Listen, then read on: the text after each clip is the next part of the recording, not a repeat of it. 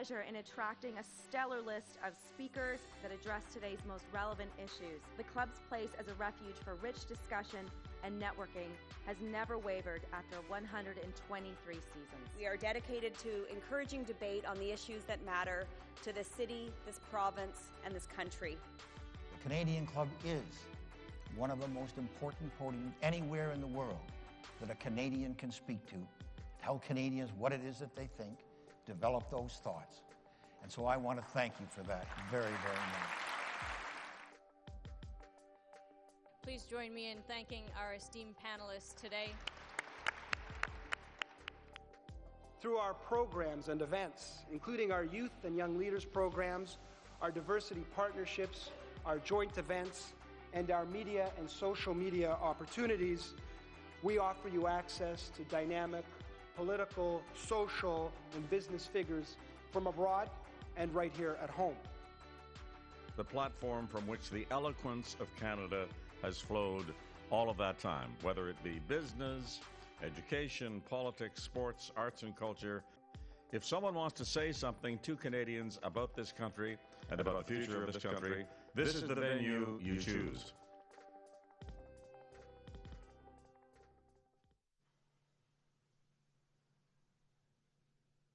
Hello, Anine, bonjour, and thank you for joining us.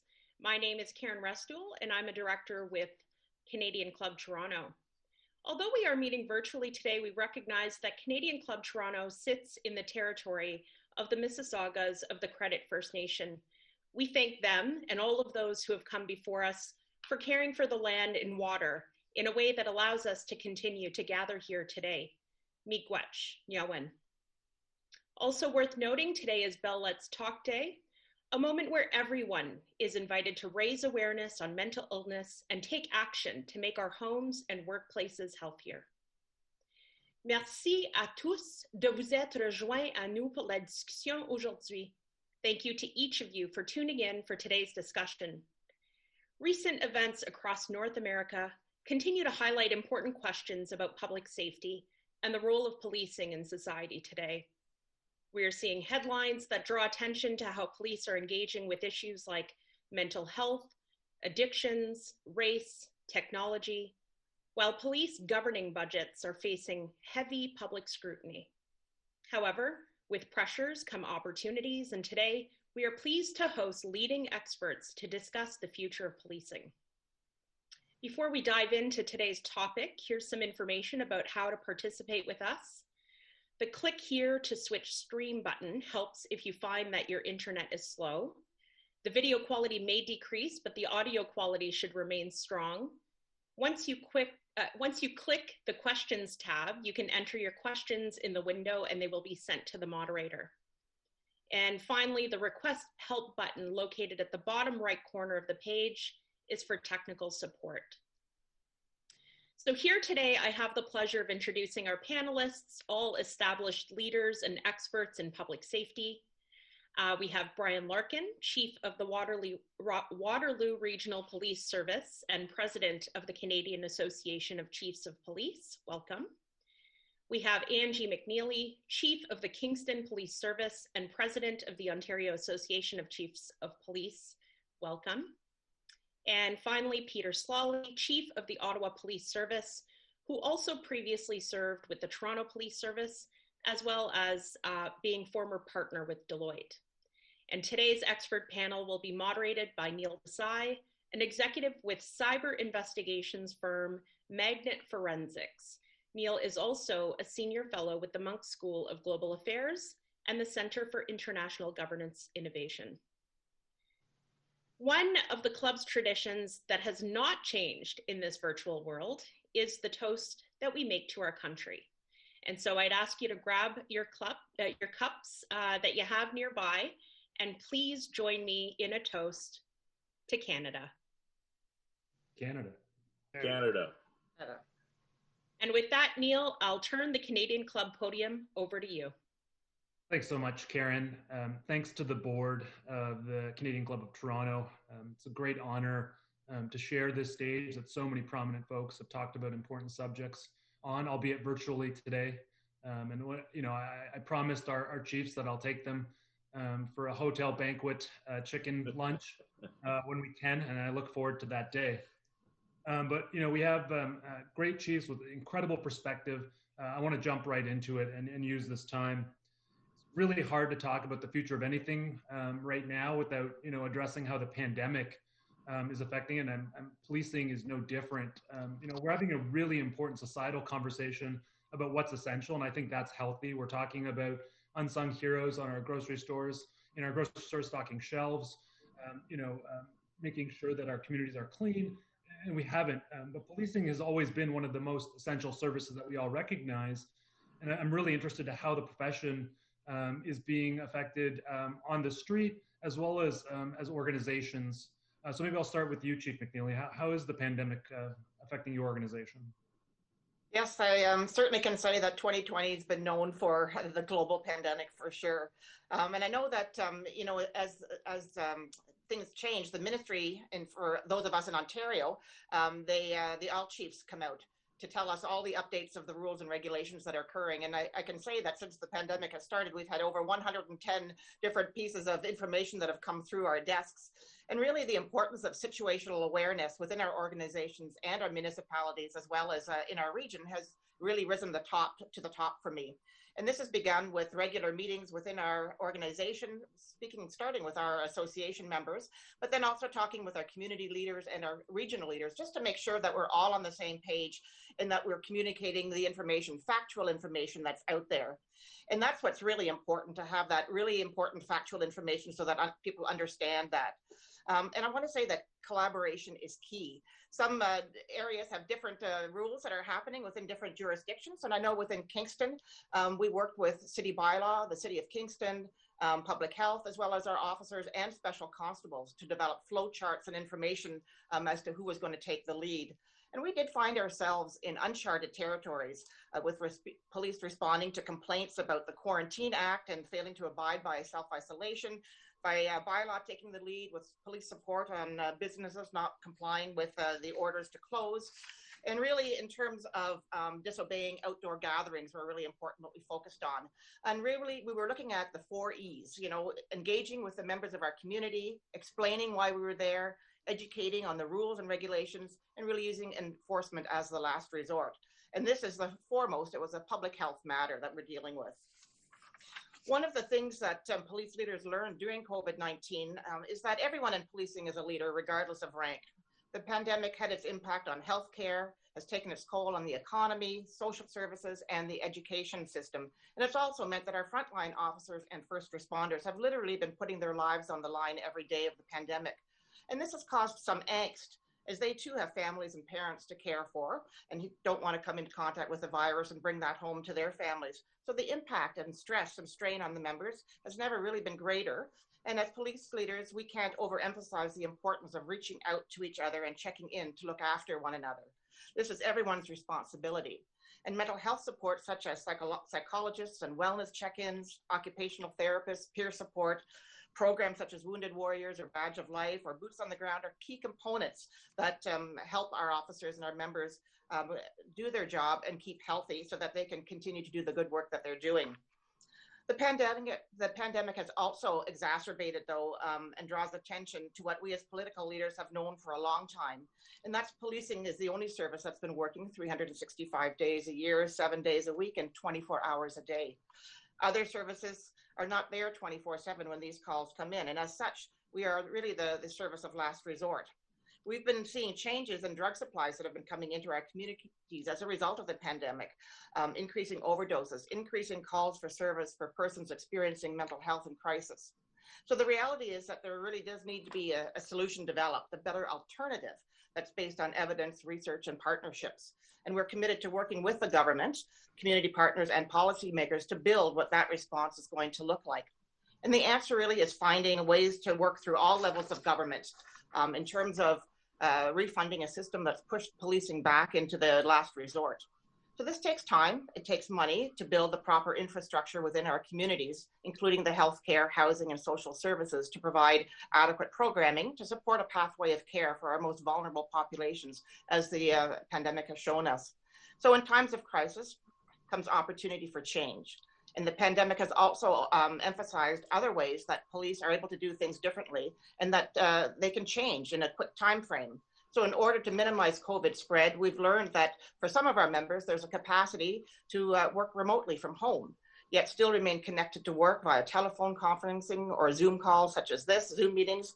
Zoom meetings can easily replace long distance travel and conferences with some adaptations.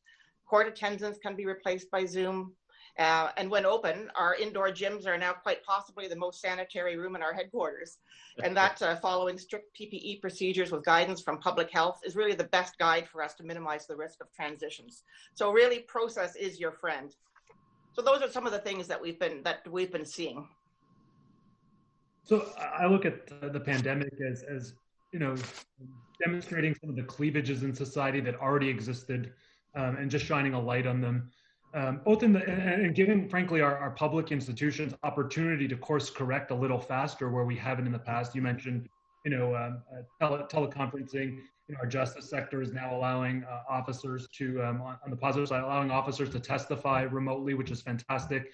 Something I think should have been there a lot earlier. But we are shining a light on some areas that are frankly pretty dark, that don't directly relate to the virus, but it's now becoming prevalent. And one area I think is drugs. And the opioid crisis in North America and Canada is not net new. It's something that's existed and persisted, unfortunately, and it's taking the lives of many. I just point out one statistic: in British Columbia, there's more deaths related to the opioid crisis during the pandemic than there are directly related to the pandemic. Chief Larkin, our audience might be surprised to know that you specifically, but the organization you're president of, has very progressive views on drugs outside of cannabis, and have recently called for decriminalization of possession of narcotics if there's no other crime related to that. So maybe if you could give a sense of your thinking on that subject. Thanks so much, Neil, and good afternoon, everybody. Bonjour à tous. What a privilege it is to join both Chief Sloly and Chief McNeely, esteemed police leaders. It's interesting tying this to the pandemic. If you look at 2020 and you look at the overdose rate across Canada, it's significant. In fact, if you were to search any of the news headlines, you'll note that every province has been dealing with significant overdose deaths. And, I just want to pause for a moment and and really provoke some thought around, drug policy in Canada and the use of drugs and the stigma around addiction, the stigma around drug use, and encourage all of us who are on this virtual conference today and dialogue to actually start thinking about this. It's a very polarizing issue. And it's a polarizing issue because, based on the demographic that I'm in, I was raised, in a suburb of Montreal with education that, drugs were bad, addiction's terrible, there's a stigma associated to it, all these different pieces. And of course, when I joined policing in 1990 and 91, of course, much of our education, much of our training, much of our police culture was drugs are bad and people who use drugs are criminals. And of course, over time and wisdom and, growth, all of us, we reflect and we change our processes. So it may become surprising that last year, the Canadian Association of Chiefs of Police, after really a decade of debating this issue internally, because it's very polarizing within our own police leaders and our own colleagues, we really, this really started, probably in 2015, although there was discussions and of course the migration to decriminalization and legalization of cannabis in Canada started to change some of those pieces. We started to have larger discussions, and really a shout out to Chief Mike Sear of the Abbotsford Police Department, who's done a significant amount of work along this line, along with Chief Pat Palmer and I. Originally, Angie and Peter will recognize, the three of us would walk into a room and start talking about these issues, and everybody would kind of lean back wondering, like, who are these people? But I want to leave you with just a number, a stat here. Again, we're celebrating and actually promoting mental health awareness today. And we all know that tragically 10 people a day in Canada lose their life to mental illness and mental health. 10 people a day. And conversely, those that actually lose their life to overdose and opiate deaths are starting to outpace that number. And there's probably a nexus and a correlation between mental health and addiction and all the vicarious trauma that occurs that drives people to make decisions which are really not, nobody wakes up wanting to actually have an addiction. Nobody grows up wanting to have an addiction. But over the last 6 years in Canada, 18,000 Canadians have lost their lives to drug addiction. And I want you to think about the actual tentacles of how many of those lives touch other individuals. So families have been impacted, neighborhoods have been impacted, communities have been impacted, communities that don't have the same socioeconomic affluence as other communities are impacted. But the opiate overdose and crisis in Canada doesn't discriminate.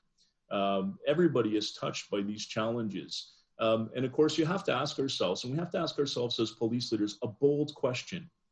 Was the judicial system really designed to tackle addiction? And should all of the efforts of policing be focused on simple possession? The individual that has an addiction is arresting somebody for the 50th time for simple possession of an illicit drug and moving them and transitioning them. And often, unfortunately, these individuals that we come in contact with have other challenges and have been through the court process. So they often end up, either held in custody, pushed to a, interim, incarceration, waiting for trial. The pandemic has impacted, naturally our courts, and no criticism there. We're all finding ourselves behind the schedule and those processes. But what does a health model look like? What does transitioning to a healthcare system where we off-ramp and we divert and we focus much more on upstream prevention? Naturally, I think policing in Canada still needs to focus on strengthening our borders and dealing with illicit organized crime that prey on the vulnerable. But it also begs the discussion around safe supply, consumption treatment sites. These are polarizing issues that impact neighborhoods and communities. But it's time to have a much larger discussion, one that is evidence-based, one that isn't about organizational ego, who does what, who leads when.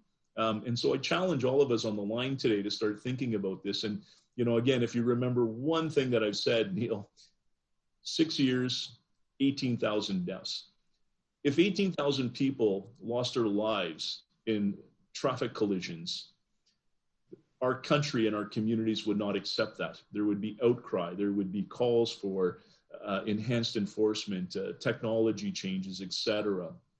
We spend a significant amount, and I don't want to diminish road safety deaths because they have a significant impact on our systems and on those that lose lives in road safety fatalities. But we invest so much money around that process. Let's start having the same discussion about the individual that passes away from an addiction, and think of all the lives that are impacted by that death. And again, I encourage us to shift our focus. It's polarizing, but let's actually have the hard, courageous conversations. And very much tied to pandemic, we've seen significant overdoses in all of our communities. I know that Chief Sloly and Chief McNeely and myself and the communities that we provide leadership to do as well. But as you said, in BC, overdose deaths are outpacing homicides, and they're outpacing death by COVID. And similarly, in Ontario, you'll see similar data when it's released this year. And when you look at this issue, do you draw parallels to the experience with cannabis? Obviously, not the death associated to it, but from a public policy perspective, do you draw parallels? And then the transition from, decriminalization, do you think that's a natural first step towards an open marketplace or a regulated marketplace for these types of illicit drugs, or is the organization more interested in decriminalization so we can get into intervention models?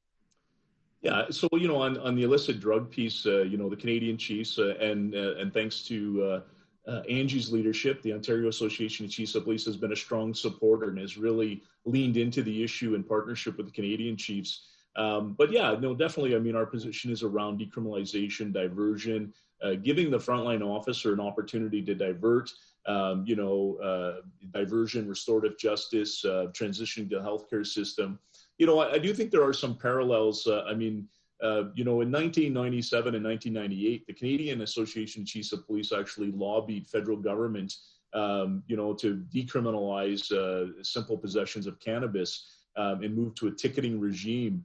They recognize that the amount of financial investment by policing to deal with a small possession charge, and quite frankly, impacting people's lives, criminal records and records checks and all these processes impact people's livelihood.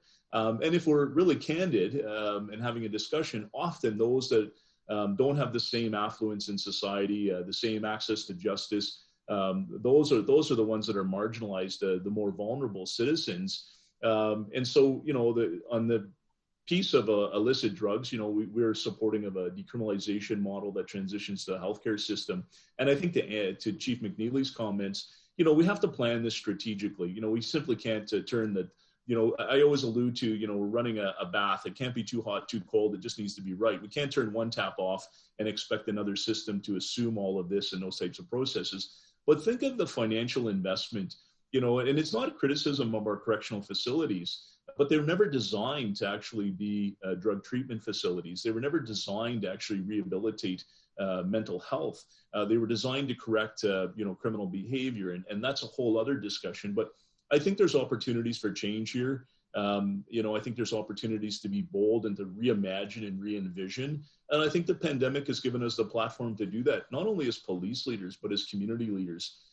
Let's build larger tables and let's actually have larger discussions. And again, we do know that addiction does impact, and doesn't discriminate, but we also know that the likelihood of certain individuals falling into, involvement with police and conflict with the law, the data actually demonstrates that. So let's actually reshift this and let's look at how do we prevent addiction? How do we support individuals? But in the interim, those that have chronic addictions, let's find a way to get them into the healthcare system to get the help and support that they need. And we shouldn't be criminalizing a health issue and or an addiction. That's our perspective. It's my perspective. I've been at this for a decade. I know Peter and Antje will laugh because I've been fairly vocal on this issue and a bit of an outlier with my peers. But I think we're seeing much more wisdom around drug policy in Canada. And I encourage everybody on the line, let's actually start having a larger discussion. Let's, bring our federal decision makers into this discussion and force them on the issue. I'd like to add one point too, though, with respect to that, and that's really changing the mindset even of our officers, because we've been hardwired for a long time, and so some of the new things, when I started in 1985, we didn't have the trauma-informed understanding and the adverse childhood experiences that we're actually learning now, and really teaching our officers to understand that how stress impacts the individual and community health, and how these adverse childhood experiences correlate from early childhood experiences and how that affects later adult life as well. So those are important ways for us to understand, because some of us haven't walked those lives, and we need to understand that. It could have been either one of us that could have gone down that path, but we need to be able to understand and put ourselves in other people's shoes and see where they've come from and meet them where they're at as well. So it is a mind change for our frontline and the rest of us as well. And just one follow-up for you, Chief Larkin. The data you talk about, do you think that's getting out there? I think of some of the spectrum on these issues.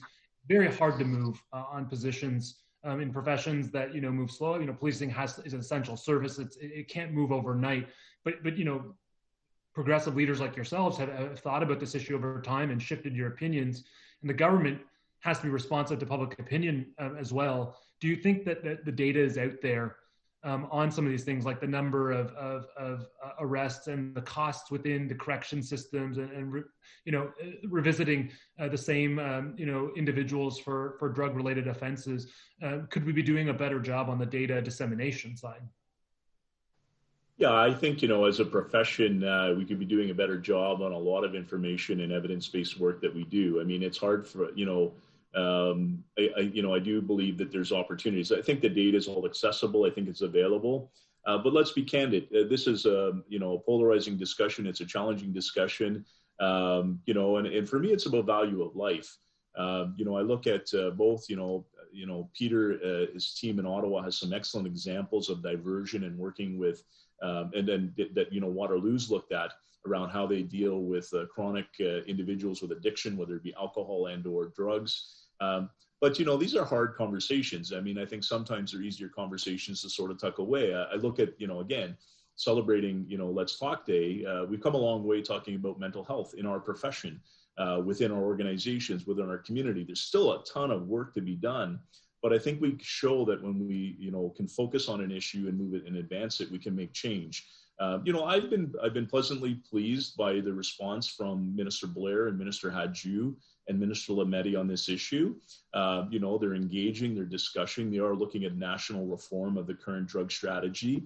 But again, I think that, we have a sweet spot opportunity as police leaders, as health leaders, as public policy leaders to make change now. And I think sometimes bureaucracy gets the best of us. This is a complex issue, but I think we need to capitalize on it. But yeah, I would agree wholeheartedly. We need to rethink as police leaders, how we share crime data, how we share impact on policing costs. I don't think necessarily it's been our forte. And we've been called into question now to justify the work we're doing. I look at Peter and the work he's been doing in Ottawa in front of his council and board. And I think we're all watching each other and trying to discuss a national level as to how do we actually advance and evolve policing in Canada. But the time is now. That's an excellent segue. We go from pandemic to drugs. I think mental health, given the day we're sitting in Bell Let's Talk today, but also the linkages between these issues, to bring Chief Sloly in. I think about the role of a police officer just in my lifetime, and it feels to have evolved, and we're now down to minutes that we're looking at officers' time and how they're using it, trying to maximize that in the police leadership, that you all play. Are we expecting too much of our officers when it comes to the mental health component of community policing? Could we be looking at other models, other intervention models, and what's your experience in Ottawa? Thanks, Neil. Again, grateful to be on a call with yourself, Bryan and Antje, two of the best and most progressive police chiefs and two of the best human beings I've had the chance to get to know over my working life on a very important topic to Canadians, not just Canadian police chiefs.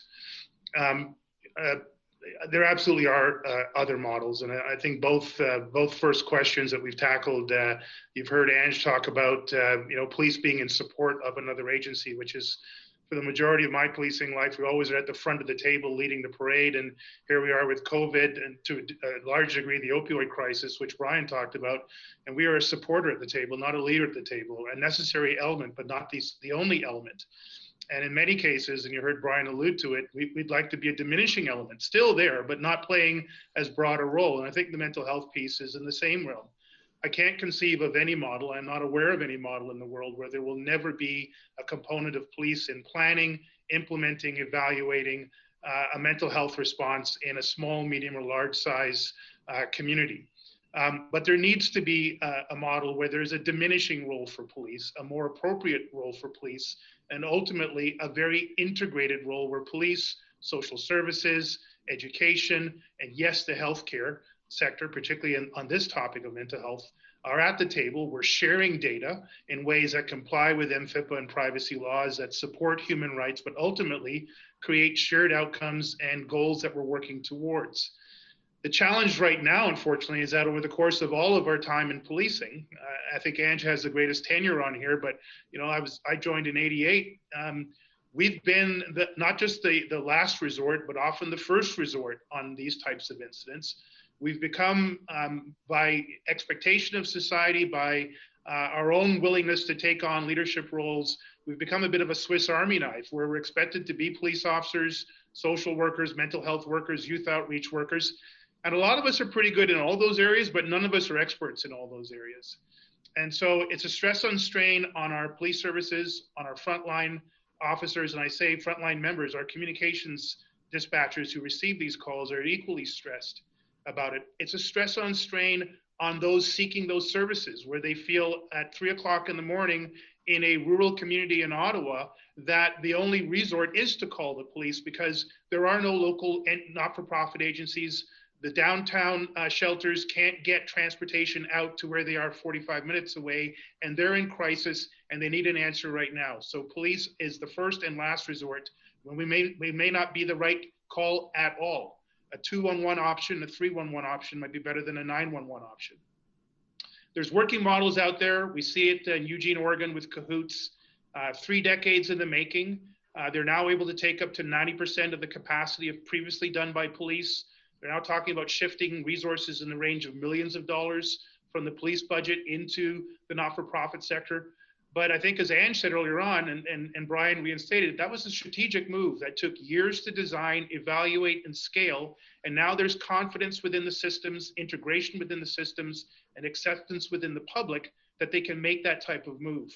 My fear is that as we move to this more progressive and integrated model, we move too fast, we create new problems, we exacerbate existing problems, we allow community members to fall further between the cracks and land harder, and we put police officers and police members at greater risk. So that's what we're working on here in Ottawa. We have started a process of engaging a council of champions from the broader community, particularly from the healthcare sector, to design a framework around which a strategy can be developed. We will not be leading it, but we'll be participating in it. We'll be bringing our expertise and experience and resources to support it, but we're really looking for this to be a community-led, community-designed, community-implemented and evaluated strategy that fits in alignment with the new Police Act requirements for community safety and well-being, where we're at the table, but not leading the table.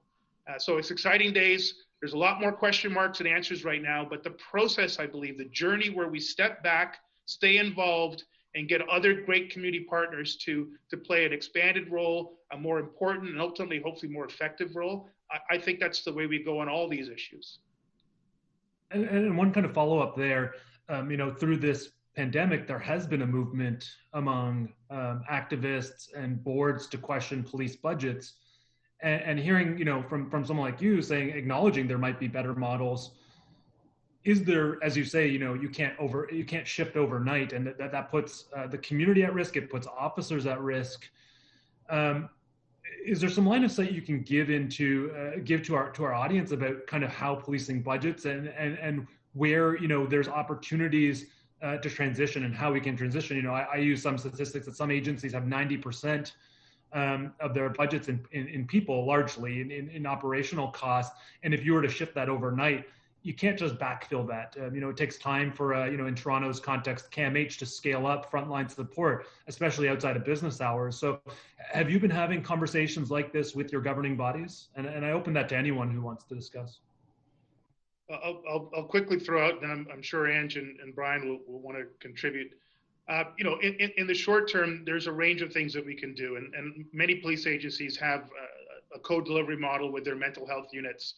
So I think that's a relatively well-established and reasonably well evidence-based evaluation process. A police officer and a mental health practitioner being dispatched to non-priority one calls, meaning where there's no imminent clear indication of violence or weapons, and they can provide a combination of integrated service to a point of contact in the community.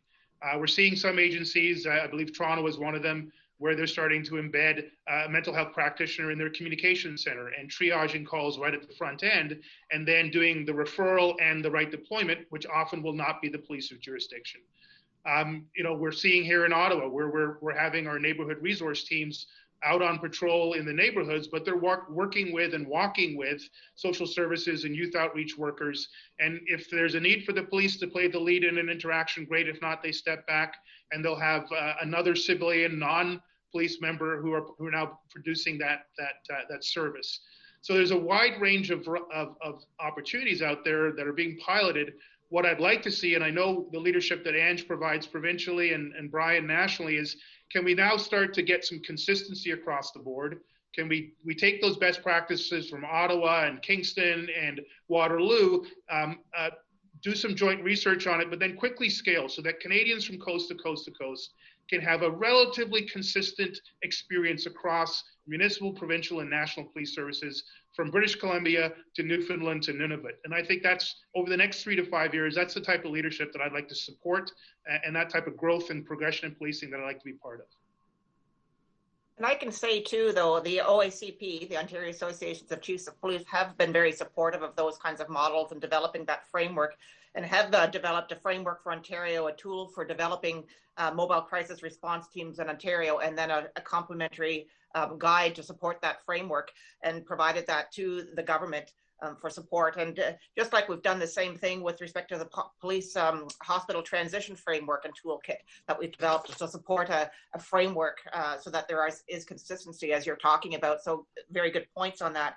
And I know with respect to the mobile crisis response teams that we're having, I know with us, we've used the government grants, the Community Safety and Policing Grant, to be able to help fund that for our community. And so we've had a 3-year program with over $2 million that's been put towards that. And so we sort of reallocate the positions and the funding to help with our community. So those are all important things as well. And as you already mentioned, community safety and well-being planning really fits into this, and our situation tables are important as well, where our partnerships look at acutely elevated risk situations, which could include mental health.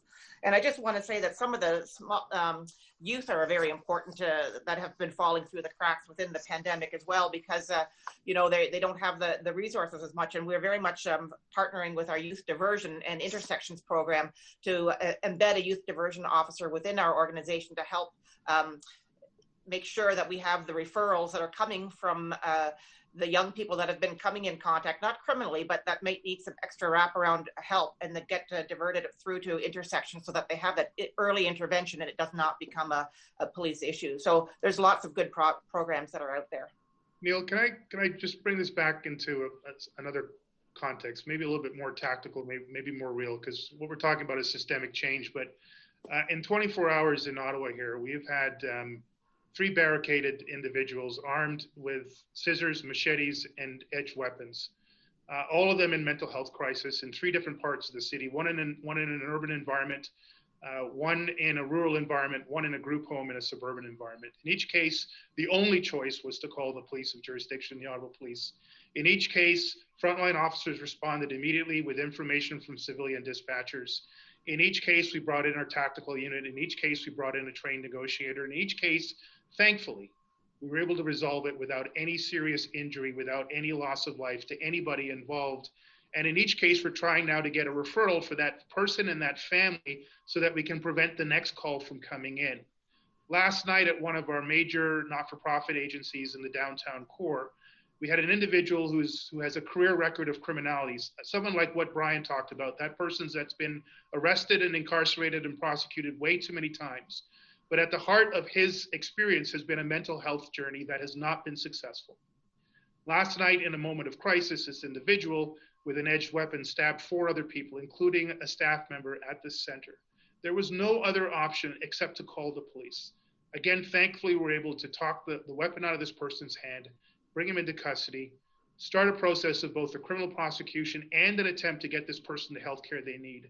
There's a group of people out there that believe the police should have nothing to do with mental health services in this country. And I'd like to get to some point in the future where that might be possible, but I just don't think it is practical. The reality is there's less and less that we should do, but there'll always be something that we must do. And when we're trained well and we're focused and we've got good, decent, compassionate professional people on the front line, we've got good partnerships and good training, good accountability, we'll succeed in resolving these things more often than not, safely and successfully.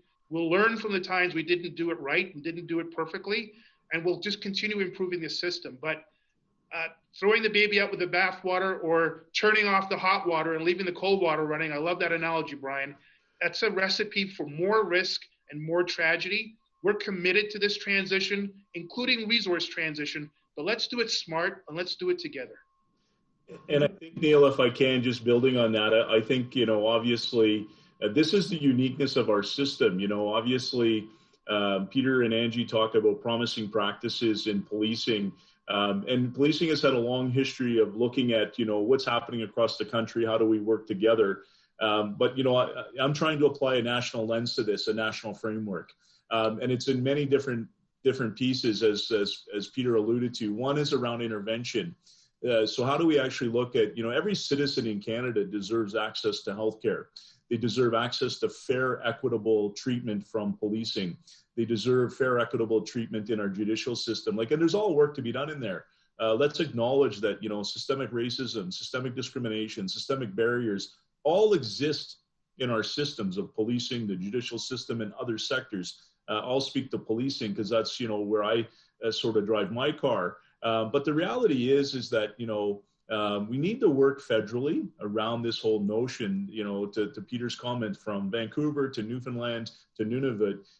There should be, national frameworks around intervention, national frameworks around transition and how we respond to these pieces, but also around the recruitment of talent in policing. The data and the police officer and the civilian professional that we're acquiring and bringing into and selecting into our professions is very much different from when all three of us were hired. And we recognize that, emotional intelligence, empathy, caring approaches, but also the academic rigor of those that are coming into policing, as well as lived experience, has significantly evolved over the last 30 years and continues to evolve. I mean, I'm a big fan of Peter's recruiting sergeant.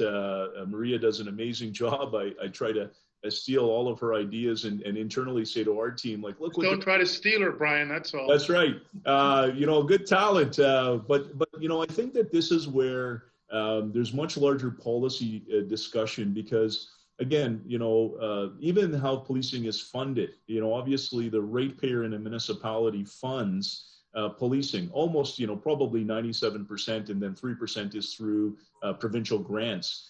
There's not a lot of federal support for policing, although we do a lot of federal policing around, the Controlled Drugs and Substance Act and all kinds of different pieces. And so, there needs to be a larger discussion on policy around funding of policing in Canada, because, the citizen in Waterloo really pays three levels of policing. They pay for the RCMP, they pay for the OPP, and then they pay for their municipal police service. And that's happening in jurisdictions right across Ontario. And so, I challenge our audience, let's engage in solid public policy positions around, there's a lot of money in the system. And I'll bring this back to the pandemic. I think obviously our federal and provincial governments have had significant challenges. I mean, unheard of how they're navigating and managing the pandemic. When we, and I do believe that there's light at the end of the tunnel, and when we come out of the pandemic, both our federal and provincial governments have a lot of economic bills to pay. They've been supporting Canadians, they've been supporting in Ontario, Ontarians, right across our country. I think we're all working hard to make a difference. Some police services have seen deficits, some have seen some small positive variances, but the reality is that how do we reshape, to the discussion around where money flows? You can't be successful in running a mental health intervention program on 3-year grants and bouncing from grant to grant. There's no sustainability. We don't actually recruit and attract the best of the best because they're not sure if they're going to be employed past the end of the grant. Police services are looking at their budgets, they're rolling things through. And so there's an opportunity for us as public sector leaders, and I mean beyond just police leaders, let's look at the actual financial investments in all of our systems. And how do we actually collaboratively come together to paint a community safety plan and a well-being plan that builds thriving economies, that builds thriving citizens, that develops our most important asset, our children, who are our future, 20% of our population, but 100% of our future. How do we invest in marginalized and communities that don't have the same socioeconomic expectations? How do we address our Indigenous and people of color communities that, the data shows they don't start on the same base where I start, where there's privilege and opportunity. Let's actually have some really hard conversations, both nationally and provincially. I always envision, getting, health ministers, public safety ministers, correctional ministers, whatever the title is in the province and federally. Let's actually run a massive, Chatham House Rules Day where we actually look at the system. Because we're doing it in isolation. And to Peter's point, he's building a community approach, and we're trying to do that in many different centers. But we're also trying to get organizations to speak and work to each other. And we also have some in the community that want to cut police leaders and or police services from the invite. And for me, that's fundamentally wrong. Let's actually tackle these issues collectively. Let's be united. That's what leadership is uniting. It's not about being divisive. It's not about pointing fingers. We all have some ownership in this. So I think, as we tackle all these issues, I think you can see they're all tied together. And so you can't actually, you just can't fight one issue or tackle. Let's actually look at this from a system-wide perspective, building on Antje and Peter's, comments around what's happening both nationally, provincially, and within their own jurisdictions. So on that note, you know, on the note of difficult conversations, a number of folks in our audience have put through questions on the matter of race relations, and you opened that thread, and as did others. You know, I reflect through the pandemic, not a new issue, but seemed to hit a boiling point in North America on race relations between police and communities. Do we have the same challenges that our counterparts in the United States have? You know, the death, the murder of George Floyd, other deaths sparked serious conversations, sparked a serious unrest as well. You know, we've had examples in Canada. Are they unfortunate outliers? Do we have these same challenges? Do we have our own unique challenges? Maybe I'll start with you, Chief Larkin, because you opened the subject. Yeah, thanks, Neil. I mean, you know, let's first start off by acknowledging that systemic racism exists within policing.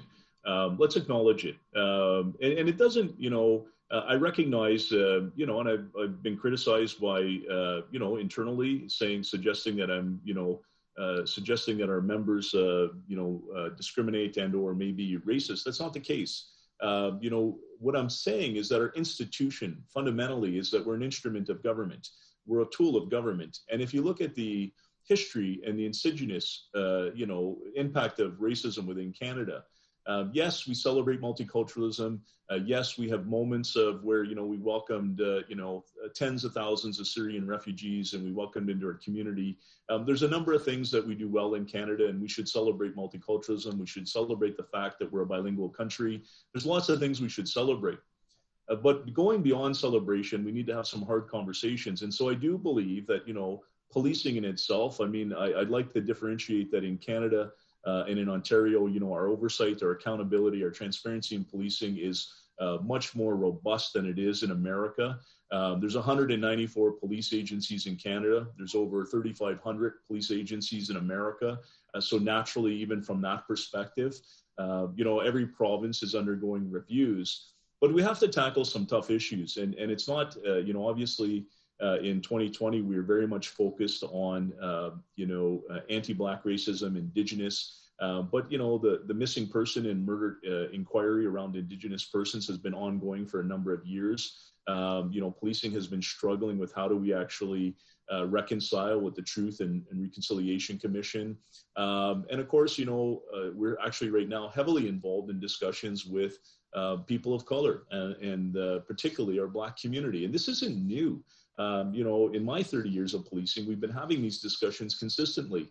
You know, one of my first opportunities to actually work with Peter was at a summit in Toronto in early 2000s that the Toronto Police Service hosted to talk about racial profiling. And yes, and so, you know, I think we need to have some hard conversations around what we're doing in policing, our recruitment, our training, our education. We're a reflection of society. And so naturally, we share within our own organizations all of the society challenges. And I think it, you know, I always steal this term from Peter. I think that we need to work harder. We need to do better around tackling the isms, you know, respectful workplaces, you know, misogynistic workplaces.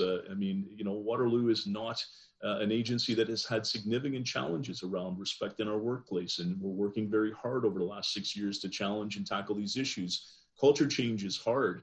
But I think, you know, both, you know, Chief Sloly and I appeared before parliamentary committees. And I think in many ways, our parliamentaries were surprised because we joined Chief Nishan Durapia along with Peter. And we actually, I think, Peter, we hit it on the head. We actually faced it face to face. We called it for what it is. And we're actually looking at how do we collectively now, with our community, with all levels of government, make the change that's required. Because I do believe that, you know, again, we're in evolution consistently, but, you know, we have to acknowledge the fact that we're facing similar challenges that America's facing. Our communities are facing it. So let's hit it head on and let's actually look, you know, how do we reconcile the past? How do we deal with our present issues? But for me, you know, I want to leave this organization that I lead, and I want to leave the Canadian Association of Chiefs of Police a little bit better than where we started. And so that future chiefs of police and future police members do not face the systemic racism, the systemic discrimination and barriers, even around our recruiting processes. There's work to be done, absolutely.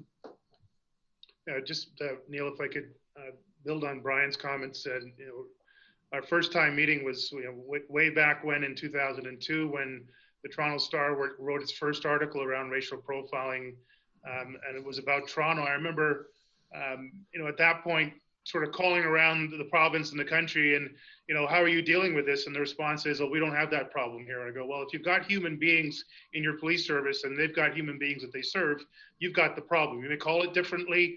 You may not be considering it. You may not have a local newspaper that's doing analysis and editorial comment on it. But this is a challenge. And if we hire from the human race and we serve the human race, then we are prone to the human conditions of bias, discrimination, and all of the isms. We struggle with misogyny, we struggle with homophobia, we struggle with racism. Our job as professionals is to recognize that inherent weakness in us as individuals and manage it at the individual, and to recognize that our institutions will be a reflection of that human nature and manage the policies and the systems and the practices at the same level, in fact, at a more rigorous level. Two things I'd like to just maybe refine even further. The concept of systemic racism is not a condemnation of every single member of every single police service. It is a recognition that the institution itself is prone to systems that, if not properly developed, if not properly evaluated, will produce unintended outcomes that will have a disproportionate negative impact on those that are the most marginalized and often the most racialized. We can be really, really good people. And I believe Ange and Bryan and myself, yourself, we're really good people, but we can still be part of organizations that systemically have blind spots or try to accomplish one thing and end up accomplishing something else that's negative. So that's the true element of a professional, recognizing that weakness, owning it, and doing your very best to get as close to perfect as you can and continually try to improve those things. The second thing, and I think we've all said it in the different topics so far, yes, it's in policing, and we're admitting it now, and we're admitting it in ways that I've never seen in my 30 years in policing. I'm so grateful for leaders like Bryan and Ange to speak up and speak out on these issues and all the issues they're affecting. But COVID was clear, disproportionately impacting communities of color across this country, Indigenous communities. Around the world, that data is consistent. We can see the consistent data coming out of the education system, where communities of color and Indigenous are graduating at lower levels. We can see it in economic data. We can see it in every single institution, every part of society.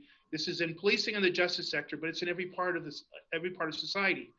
So let's fix as much of it as we can everywhere. What I'm concerned about is there seems to be an overarching focus on policing and justice without an equal and integrated approach across the systems. Let's assume we could take a magic wand and overnight fix every police service in the country. We're still going to have the conditions that produce crime and victimization, marginalization and discrimination, because healthcare isn't there, education isn't there, social services isn't there, the economic sector isn't there. So you need to take ownership, and Bryan, Ange, myself, our colleagues are taking ownership of this issue. We're going to make meaningful and demonstrable change on this topic and related topics, but it has to be done in an integrated approach with my partners here, Dr. Vera Etches in public health, Camille Williams-Taylor in public education. We're all talking, we're all collaborating and coordinating and trying to raise all the ships in the harbor, all the institutions in the harbor to a higher level to better serve every one of our citizens here in Ottawa. So I encourage, hold our feet to the fire, hold us to account, demand better answers and better outcomes that we've been able to produce. But this has to be a system-wide approach, because the issue of racism and all the isms is system-wide. Just wanted to add one more thing, and I agree it's a whole of society approach and systems approach. And there's some great organizations here that are here to help us and to support not only our members, but also within our community and recruitment and so forth. So really organizations such as ABLE, the Association of Black Law Enforcement Officers, are there for support and for help. We've got other organizations such as CALPO, Canadian Association of Latino Police Officers. Again, they're supporting not only our members, but within our communities, serving with pride. We've got OWL for women's law enforcement. We have the Advancing We in Policing, which is looking at equity and diversity and inclusion. So we've got many supports, and I don't want to leave anybody out, and I apologize if I leave other groups out, but really I'm just bringing to a point that we've got lots of groups there and associations which speak that voice and are there as well to have a voice at the table. And I appreciate that. And if I can add one editorial comment from my end, when I was in high school, I did police training and the police test to become an officer, just as an exercise in terms of, getting in touch with youth. And I remember at the time thinking of how the physical attributes were quite important. But as the profession has evolved, I think we've heard through this conversation, the soft skills, what are often referred to as soft skills, and I put them in air quotations, empathy, ability to communicate, are becoming more and more important. And I know these chiefs, as well as the profession, are placing a premium on that. So not just diversities for diversity's sake, but diversity of skill set, diversity of opinion, diversity of experience has become quite important to the profession from my perspective. We're approaching time, but there's a subject I'd like to touch on. It's a passion of mine, but I think quite important to the audience as well. And, we're living in a technological transformation. So much of our lives in this pandemic, but generally have moved online. And I think policing is very, good at public safety in an analog context, but is having to deal with this digital transformation amidst an operating environment, whether that's, the technologies they get to use, the laws that govern our society, whether that's our cities, our province, our country, that are a bit antiquated when it comes to digital technology. So I really want to just stop at that and maybe ask the chiefs for their perspectives. But I will point out this is having a real effect on real people's lives. And I'll just give out a couple statistics. Year over year increase in child sexual exploitation online, up 46%, 88% through the pandemic itself. Cyber fraud, which has real implications. These aren't theoretical crimes, are practical crimes that affect our most vulnerable in society. So how are we feeling as a profession in terms of policing this new community? And maybe I'll start with Chief Sloly. Neil, thank you. And I know we're running short of time, so it's a big topic. This morning I'm reading from Reuters a takedown of one of the largest transnational organized crime groups, Emotet, massive amounts of cyber fraud, cyber hacking.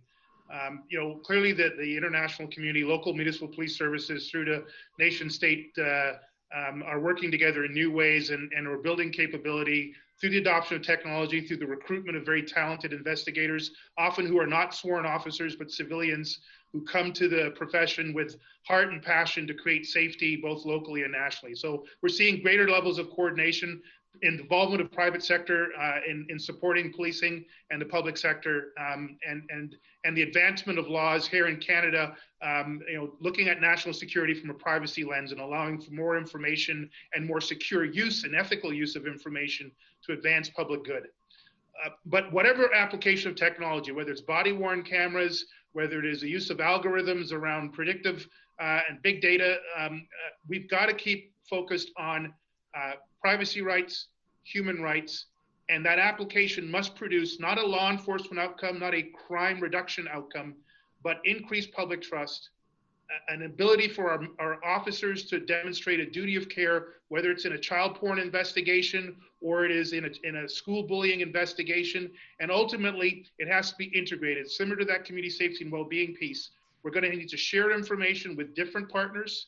We're going to need to do it safely and ethically and according to privacy law. We're going to need new technology, new legislation, new capabilities, and new partners to be able to actually not just reduce crime, not just defend against hackers, but to advance public safety, community safety, well-being in a more integrated, more data-rich, but data-safe, ethical, legal environment. That's a huge challenge. I think one of the areas of risk that I've seen is we've rushed towards technology solutions without considering the ethical implications. We have piloted things and scaled them quicker than the public was able to understand and have insight into what was going on. And we've been too quick to adopt individually and not bring a wider group of stakeholders to the table. I won't sit down and adopt any new technology unless I have my community next to me and my privacy expert next to me, and probably a few more beyond that. But it's a rich environment. It's the fourth industrial revolution. The bad guys are already there. We have to police as effectively in the real world, the physical world, as we do in the digital and cyber world. That's just the reality going forwards. And on that note, Neil, I think that, Peter hits on this is that, and for me, I pivot this to redefining policing in Canada. We're actually providing police services to two communities, two neighborhoods. And one is the traditional neighborhood, the neighborhood where, Post-pandemic, we'll walk to grab our coffee, to pick up our newspaper, to drop our kids off at, whether the leisure center or at the library. But there's also another neighborhood, the cyber neighborhood, where humans, weapons, drugs, financial crimes are all committed. And humans are trafficked, guns are trafficked, drugs are trafficked. And it's a larger discussion as to who provides the policing for that neighborhood. And does it need traditional policing, or can we look at new models in Canada? Can we look at national and provincial models versus everybody doing their own work?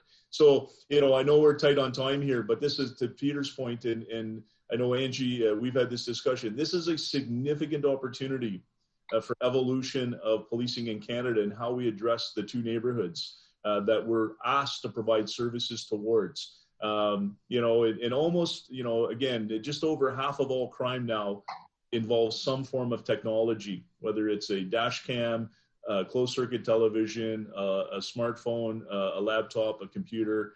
The world is changing. Digital evidence and the digital footprint and the fingerprint is changed. And in fact, our addresses now are no longer what's on the front of our condo or our home. It's our IP address. And there's a much larger discussion there to be had. So I just wanted to chime in on that piece and bring it to the national level of redefining what policing looks like in Canada. I appreciate that. And I see Karen, and I could go on for hours having this discussion. It's a fascinating discussion. It's a very important discussion. But before I turn it to Karen, I want to thank our chiefs, not only for being here today, but for being candid, and more so for your service and your officers' service through these extremely difficult times. Thank you. So with that, I'll turn it back to Karen. Thanks, Neil. And thank you to everyone for engaging with us here today on what was very clearly a very insightful discussion. Our minds have certainly been expanded, and it's clear that the traditional policing policy framework, and arguably maybe even the justice framework and system as a whole, does require some systems deep reshaping to address today's realities. And while the policy may require upgrades, this is certainly not the case with the quality of leadership that we have here with us today. Chiefs McNeely, Sloly, and Larkin, thank you for sharing your insights, and most importantly, thank you for your commitment and your persistence in pushing the boundaries of public safety policy so that it continues to meet the needs of citizens across this country. Neil, thank you for shaping today's discussion and bringing your insights as well. I don't think anybody wanted the discussion to stop. So thanks again. For everyone on the line, or those of you who've held on, just want to note two upcoming events that are coming your way. Wednesday, February 3rd, we will be joined by President of Shoppers Drug Mart, Jeff Leger, or Ledger. I made the mistake of not checking pronunciation before today. My apologies. For a conversation on how pharmacies have stayed focused on patient care and digital services, and how Canadian pharmacists can help support the vaccine rollout. On Tuesday, February 9th, we will host a panel of experts from Enthusiast Gaming, the NHL, and the Biden-Harris campaign to discuss how brands and politicians are leveraging the popularity of video games, social media, and digital communications tools to get their message out to one of the most lucrative and influential demographics, Gen Z and millennials. So thank you finally to our AV supplier, Van Valkenburg Communications and LiveMeeting.ca for making it possible for us to come together virtually today. Everyone, guests, panelists alike, thank you for joining us. Please stay healthy and stay safe. Thanks, everyone. Thank you.